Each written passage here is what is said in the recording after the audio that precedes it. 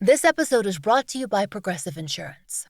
Do you ever think about switching insurance companies to see if you could save some cash? Progressive makes it easy to see if you could save when you bundle your home and auto policies. Try it at Progressive.com. Progressive Casualty Insurance Company and Affiliates. Potential savings will vary. Not available in all states. Ryan Reynolds here from Mint Mobile. I don't know if you knew this, but anyone can get the same premium wireless for $15 a month plan that I've been enjoying. It's not just for celebrities. So do like I did and have one of your assistants switch you to Mint Mobile today. I'm told it's super easy to do at mintmobile.com/switch. Upfront payment of $45 for 3-month plan, equivalent to $15 per month required. Intro rate first 3 months only, then full price plan options available. Taxes and fees extra. See full terms at mintmobile.com. This episode's topic is morbid by nature, so listener discretion for our youngest listeners is perhaps advised.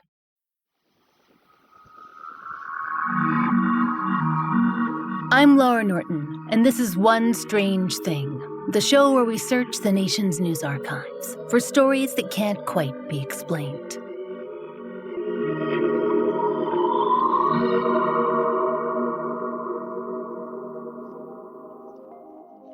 Strangers, if you were a child of the 1980s or 1990s, then you might be familiar with a certain book series, Scary Stories to Tell in the Dark. There were plenty of these anthologies, with their creepy, sketchy black and white covers splashed with just a little red. They were full of short, nightmarish tales that were plucked from who knows where, and they were virtually guaranteed to keep us up far past our bedtimes. And generations of children who are now adults, we guess, we are still convinced that any girl with a ribbon tied around her neck should be avoided at all costs. You never know when it might come loose and her head will simply topple off. Honestly, it was traumatizing. It still is. And probably a formative experience for a lot of goths. But that's hardly the only memorable tale brought to us by author Alvin Schwartz. If we read you the beginning of this one, we suspect that it will be familiar. It appeared in the 3rd collection of his Scary Stories series. This one set sometime vaguely in the past. It's titled, Maybe You Will Remember. Mrs. Gibbs and her 16-year-old daughter Rosemary arrived in Paris on a hot morning in July. They had been on a vacation and now were returning home. But Mrs. Gibbs did not feel well, so they decided to rest in Paris for a few days before going on. The city was crowded with tourists. Still, they found a place to stay at a good hotel. They had a lovely room overlooking a park. It had yellow walls, a blue carpet, and white furniture. As soon as they unpacked, Mrs. Gibbs went to bed. She looked so pale that Rosemary asked to have the hotel's doctor examine her. Now, strangers, does that ring a bell? What if we told you that the doctor said that Mrs. Gibbs needed medicine, but that Rosemary would have to go across town to fetch it, and that her mother could rest in the nice hotel room, which was numbered 505? Except, when Rosemary returned to the hotel, the manager acted as if he'd never seen her at all. The doctor, well, he swore he hadn't either. When she demanded to be taken to the room, 505, there were no more yellow walls. There was no more blue carpet. There was no more white furniture. And there was no more mother. In a textbook example of gaslighting, Rosemary was told that her mother had never been there at all. Perhaps she'd come to the wrong hotel. Perhaps she was on the wrong street. Perhaps if she thought very, very hard, she'd be able to remember where the right one was. But, of course, she was not in the wrong place. Something had gone terribly wrong. It's not spelled out in this children's book, but we bet you might have a guess as to what actually happened, and why everyone was so insistent on the girl and her mother never having come to the hotel. In fact, the theme of the story probably feels oddly familiar to you. And you might be thinking, sure, of course it does. You literally just told us that we read it in 3rd grade. And that could be the reason. Or maybe not. You see, Scary Stories to Tell in the Dark, it's not the first to present this tale. It's been passed around for at least 100 years. It's been adapted by novelists and directors like Alfred Hitchcock, and presented as a true story on that old Fox TV series Beyond Belief. Some know it as The Vanishing Hotel Room, and others as The Vanishing Lady. But at its root lies an urban legend, built around maintaining appearances and order, no matter the cost. It's not just about a single hotel room or a lone woman. It's about a simple fact. Death? It's never been good for business, especially on the national scale. As you know by now, most urban legends have somewhat murky origins. That's kind of the appeal of them. They swirl up around a possibly kind of maybe true event in a game of cultural telephone, growing and mutating like those wacky giant sewer alligators we told you about a few episodes back. Perhaps folklore is the root, or a long-ago crime, or a cautionary tale, swelled with parental warnings to keep teenagers off those pesky lovers' lanes. But The Vanishing Hotel has an interesting twist, a warning about the perils of travel. Strangers. I cook every single night for my family, and left to my devices, I run out of ideas really quickly. I want our meals to be wholesome and hassle-free and delicious, with plenty of variety so I can introduce my son to new foods and keep things interesting. And that is why I love HelloFresh, America's #1 meal kit. Every week, there are 50 great meals to choose from, delivered right to my door. And now, there are even more options to get dinner together in a flash. HelloFresh's ready-made meals go from fridge to fork in just 3 minutes. It's the same high-quality ingredients and amazing flavor that you expect from HelloFresh, just with none of the work. It's a massive time saver for me, and I bet it will be for you too. And their lineup of prep and bake meals come together with minimal mess and only 5 minutes of prep, so your oven is going to do most of the work. If you have a little more time, well, HelloFresh's 15-minute meals are done in just 3 simple steps. It's so easy. And there are plenty that come together in just 20 minutes, like my family's favorite, street cart-style chicken bowls. And you can add over 100 add-on items to your weekly box, like quick breakfast, packable snacks, beverages, and more, making your week even easier. Get up to 10 free meals and a free high-protein item for life at HelloFresh.com/HelloFreshPodcast. 1 item per box with active subscription. Free meals applied as discount on first box, new subscribers only, varies by plan. That's up to 10 free HelloFresh meals. Just go to HelloFresh.com/HelloFreshPodcast. Did you know that when your metabolism is working properly, you'll feel the benefits in every aspect of your life? I have found a valuable tool that gives me insights to create a healthy metabolism. It's called Lumen. Lumen is the world's first handheld metabolic coach. It's a device that measures your metabolism through your breath. And on the app, it lets you know if you're burning fat or carbs and gives you tailored guidance to improve your nutrition, workouts, sleep, and even stress management. Here's how it works. All you have to do is breathe into your Lumen first thing in the morning, and you'll know what's going on with your metabolism, whether you're burning mostly fats or carbs. Then Lumen gives you a personalized nutrition plan for that day, based on your measurements. You can also breathe into it before and after workouts and meals, so you know exactly what's going on in your body in real time. And Lumen will give you tips to keep you on top of your health game. I've always struggled to figure out what exactly I need to do to fuel up for weightlifting or cardio workouts. By taking measurements with Lumen before and after I work out, I can now better plan my nutrition and understand when I'm burning carbs and fat. It is super fascinating. Metabolic health is not just about exercise or weight management, because your metabolism is at the center of everything your body does. Optimal metabolic health translates to many other benefits too, like energy levels and better sleep. Plus, Lumen can also track your cycle, as well as the onset of menopause, and adjust your recommendations to keep your metabolism healthy through hormonal shifts. Take the next step to improving your health. go to lumen.me/strange to get 20% off your Lumen. That is lumen.me/strange for 20% off your purchase. Thank you, Lumen, for sponsoring this episode. Now, back to the story. All known versions of the Vanishing Hotel feature women, sometimes a mother and daughter, sometimes two daughters, sometimes female friends who've gone abroad. Though scary stories didn't give a precise place in time, most well-known versions do. The Paris exhibition, held in the late 19th century. If you're unfamiliar, let us give you a quick rundown. It was an enormous world fair for which the Eiffel Tower was constructed. According to the National Gallery of Art, that structure was actually chosen over a giant guillotine, probably because it was more family-friendly. Huge crowds were in attendance, at least 30 million people, who came from all over the world. And for months, Parisian businesses, they were in the business of tourism.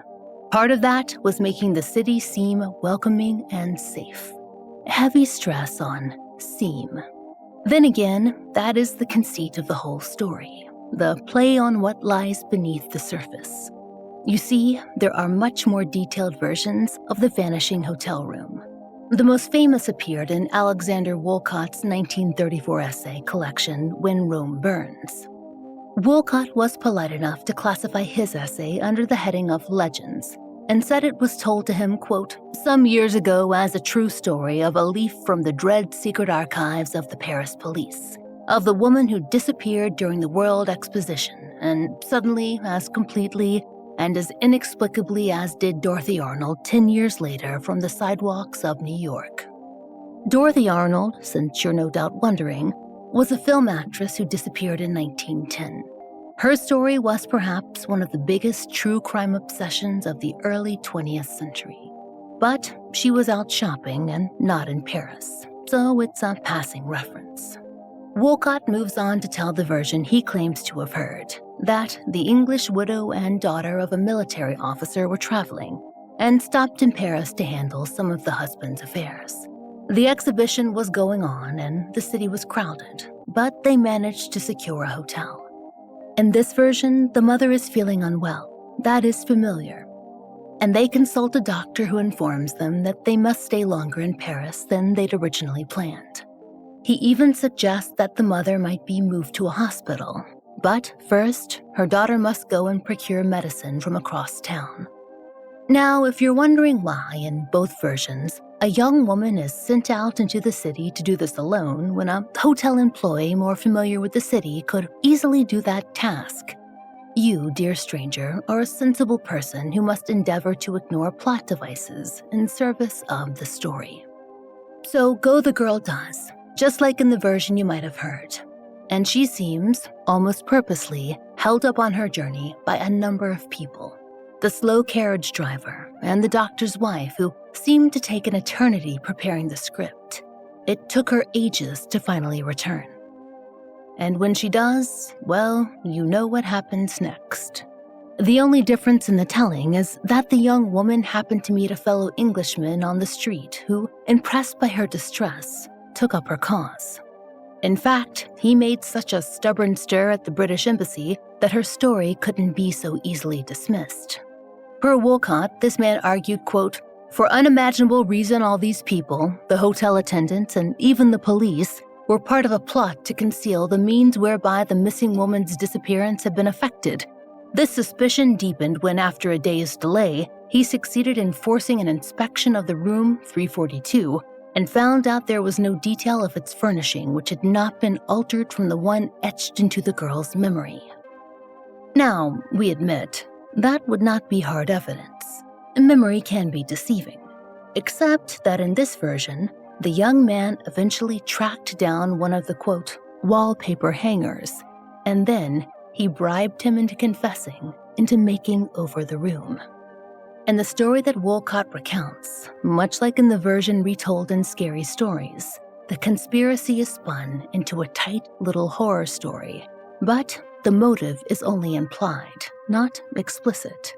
It's clear that the mother's sickness has something to do with the whole thing, but without a little historical context, a modern audience might miss out on exactly what is at stake and why the urban legend caught on quite so thoroughly. When Wolcott decided to try and track down where exactly the story had started, he found it had run in various versions in various papers, perhaps the earliest being the Detroit Free Press in 1898, titled Porch Tales, The Disappearance of Mrs. Neebe. He attributed that to a reporter named Carl Harriman, who claimed to have, quote, dashed the story off to fill some column space. So, was that man the origin of the whole tale? Well, no, he was not. In 2010, folklorist Bonnie Taylor Blake and Garson O'Toole of the Quote Investigator blog found an even earlier version published in 1897 in two slightly different forms that ran in several concurrent papers, including the Philadelphia Press and the Boston Globe. These versions were all likely written by the same reporter, Nancy Vincent McClelland. The McClelland and Harriman versions of the story have a few things in common, but one key thing is a clear answer as to why the girl's mother had died. As McClelland's version told it, quote, she had a case of the black smallpox. Without any delay, she was put into an ambulance and carried to the hospital. She died a few days after, but all was not yet explained. If a whisper about this dread disease in the city, a panic would follow. Financial ruin might ensue. The evil effects would be enormous. That, strangers, is why the mother's presence had to be erased from the hotel. In fact, from Paris. It was best for the city.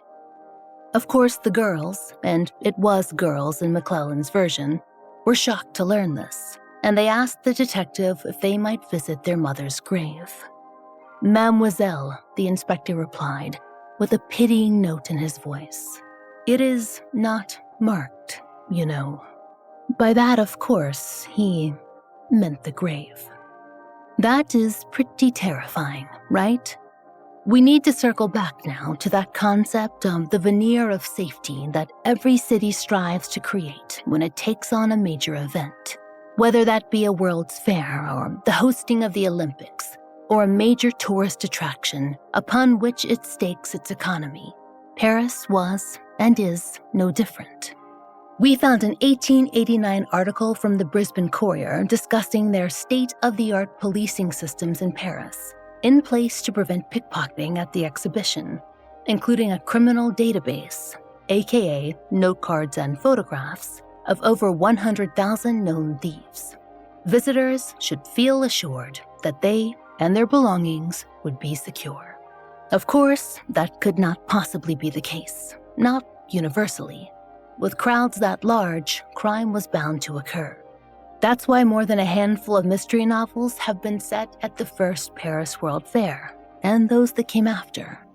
But there's another concern when any huge crowd gathers: disease.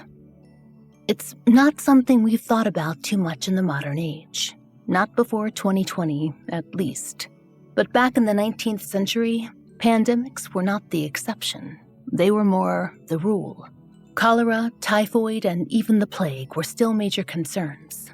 And that last one, that's the pen with which our urban legend was sewn. When we say the plague, strangers, we really do mean it, specifically, what's known as the Third Plague Pandemic. According to the National Library of Medicine, it made its way to Europe by the late 1890s. And it was most present in large cities like London and, yes, Paris.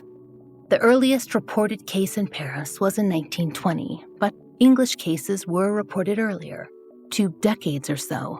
And could some city have conceivably wanted to cover up such a catastrophic, if isolated incident, should it destroy a well-planned and historical event? We would guess yes.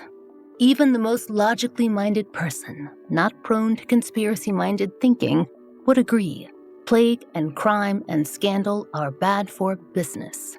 That said, there is no proof that the vanishing hotel story ever actually occurred. The changing names of the characters, the varying events, the number of people involved, how the answers are achieved or not achieved, the nationalities of the victims, it really hints at a different kind of story. The urban legend in the vein of the cautionary tale. It's a theme revolving on a fear of the unknown, and as a number of scholars have pointed out, carries a warning against women traveling alone, both common tropes at a time when ladies were setting out more often without male accompaniment. Ultimately, there would be nothing more to tell you about this fascinating, if fictional legend, outside of indulging of our love for a good dip in the pool of historical research. Except for one strange thing. The Vanishing Hotel Room, it does touch on one real and contemporary and very uncomfortable truth about hotels, one that we as travelers have gone out of our way to not think about. And perhaps that is one reason why it's stuck around so long, popping up over and over again in different forms all these years. People do die in hotel rooms, and the businesses, very understandably, do everything they can to be sure that you never, ever find out. There's a rather long-standing and famous tradition of changing the room numbers where well-known tragedies have occurred. For instance, it's a poorly kept secret that, as the Los Angeles Times notes, the room number where megastar Whitney Houston died was removed and reportedly later changed. But that's not the only step that establishments take. According to Thrillist, in any decent establishment, a room where something truly terrible occurred, it isn't just cleaned. It is, for all purposes, rebuilt, just like in the tale of the Vanishing Lady. First, quote, anything with a permeable surface is disposed of. Anything that can get wet, basically. And of course, any electronics, because those tiny crevices, they can't be cleaned completely, and they do eventually produce heat. And, quote, carpet gets ripped out too, as does any permeable linoleum or other flooring. And headboards, artwork, also gone. And strangers, that's before industrial sanitizers are used. And then, quote, someone has to sand down or fill holes in walls that may have caught a bullet or other debris. Wallpaper gets torn down and replaced, or the room is repainted. If it is done right, Thrillist explains, the old room is for all intents and purposes gone. Vanished, really. Which is an interesting thought, isn't it? It's the same area in space, but with nothing left of what occurred there. Could it still be called the scene? We suppose it depends on how you view energy and history, but it certainly makes that urban legend, as fictional as it might be, feel just a little darker, doesn't it? That all evidence really can be swept away. Not with the goal of hiding guilt, but with the hope of maintaining the face of business as usual, of not disturbing the pleasant facade of safety and of pleasantness, of the uniform blandness of our quiet little homes away from home. We're certainly not accusing our favorite hotels of hiding away people's mothers or covering up the plague. We are not willing to sacrifice our loyalty points for that kind of ending, but perhaps the emotional truth that ugliness is covered up in the name of maintaining appearances, not by one particular type of business, but by communities as a whole who need something to work. Maybe that is what strikes a chord. And striking a chord, well, that's the vibration that keeps our legends thrumming right along, year after year. We hope you'll join us next time for another real-life story from the fine print of America's local papers, from the lives of regular people, just like you and me, except for one strange thing. Strangers, we've launched a Substack to tell more stories of the weird that aren't quite long enough for the podcast. Some posts are paid, some are free, but you need to be a subscriber to get them delivered right to your inbox. So, follow the link in our show notes to sign up for a lot more content. It's like a newsletter, but a lot more fun. One Strange Thing is an independent podcast. To support the show and to hear more of the entirely true and enticingly peculiar, you now have 3 options to enjoy 2 extra bonus episodes a month.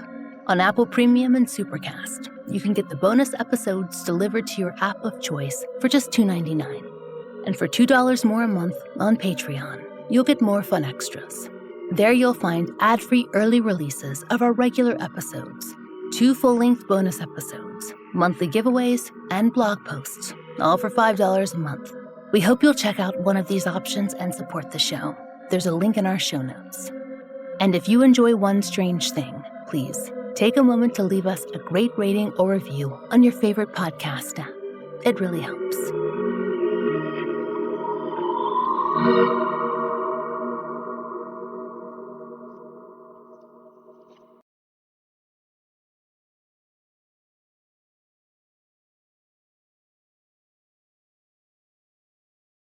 This episode is brought to you by Progressive Insurance. Do you ever think about switching insurance companies to see if you could save some cash? Progressive makes it easy to see if you could save when you bundle your home and auto policies. Try it at Progressive.com. Progressive Casualty Insurance Company and Affiliates. Potential savings will vary. Not available in all states. Geico's motorcycle expertise gives me the coverage I need, like 24/7 claims. I'm on cloud 9. Disclaimer, clouds are wholly unable to support the weight of an adult human. What's happening? Furthermore, clouds are not numbered. Even if you procured a jetpack and searched, you'd find no cloud numbered 9. However, at that altitude, you'd likely befriend a flock of migrating snow geese. Geese? Who'd encourage you to leave your 24/7 Geico motorcycle claims insurance behind, as they would take you in and even share their dinner of crickets and clovers with you. Ew. Geico assumes no liability for any indigestion that may occur from a clover cricket dinner. Geico, expertise for your motorcycle.